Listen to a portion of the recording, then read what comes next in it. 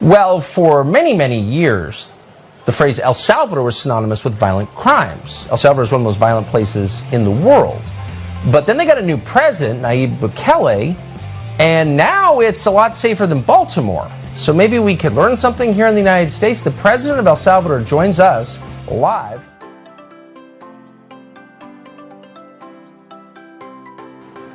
So of all the countries in the world the Biden administration could single out for criticism, they've picked El Salvador, led by President Nayib Bukele. The vice president recently said El Salvador was undemocratic, meaning what? That they enact society-changing regulations without a vote? Oh no, that's them. Actually, we went to El Salvador not that long ago and found that Bukele seems very popular. In fact, he's an 86% approval rating. Why is this? Because he's improved life for the people who live there. Crime is down dramatically. Homicides, in particular, have plummeted since Bukele took office in 2019. You're seeing those numbers on your screen now. If only someone in our country would do this. How'd they do it? Well, Bukele built a massive prison complex to house 40,000 gang members. He's not letting them out. He's putting them in. And so other people get to live and their children aren't murdered. Now Bukele is threatening to cut off food for imprisoned gang members if gangs continue to kill people on the outside. Yesterday, the president told the UN that organized crime has been defeated in his country. Here's a clip. We have moved from being a country unknown to many, and those few who knew us due to the gangs, the deaths, violence, war. We've moved from that to becoming a country known for our beaches, our surf, our volcanoes, our financial freedom, our good governance, and the fact that we brought an end to organized crime. So people are getting murdered less. That's not a good thing. We think it is, and we are honored to be joined right now by the president of El Salvador, President Bukele. Mr. President, thanks so much for coming on.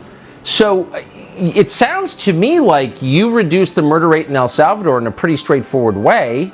I wonder why other heads of state aren't calling you for advice on how to do it in their countries.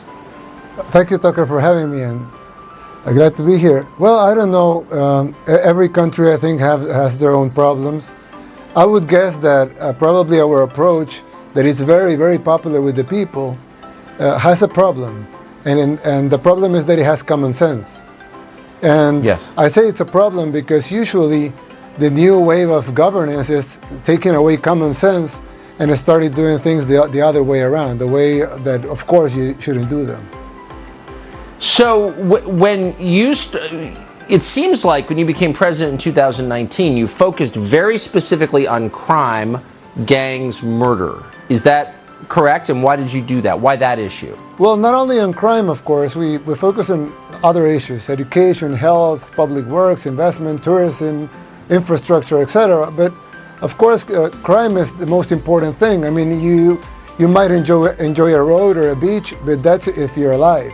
So of course, yes, the lives of the people are the most important thing. So that's why we focus on crime more. But of course, we did focus on all the other issues as well.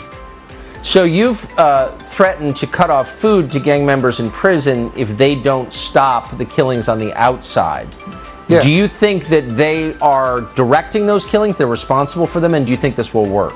Well, at the beginning they were ordering the killings from the prisons. In the prisons they had, if you see most of the prisons in Latin America, they're like headquarters for crime. They'll be there, they have phones, internet access, computers, they will give orders from the inside to the outside. You can find everywhere in Central and Latin America, you can find all of those examples. Now in El Salvador, communicating to the outside, it's impossible. You can't communicate from a prison to the outside. The internet access is blocked. It's impossible. So, but still, all these gang members are the bosses of the other gang members outside. So of course, gang members outside resent if you and won't like if you do something to their bosses inside the prisons. So one of the things we did was we threatened gang members outside that we will take retaliation with their people inside if they continue the killings of innocent people in El Salvador. That actually, if some people don't know this, but El Salvador was actually the murder capital of the world. I mean, we were a lot more dangerous than Iraq, Afghanistan, Syria, you name it.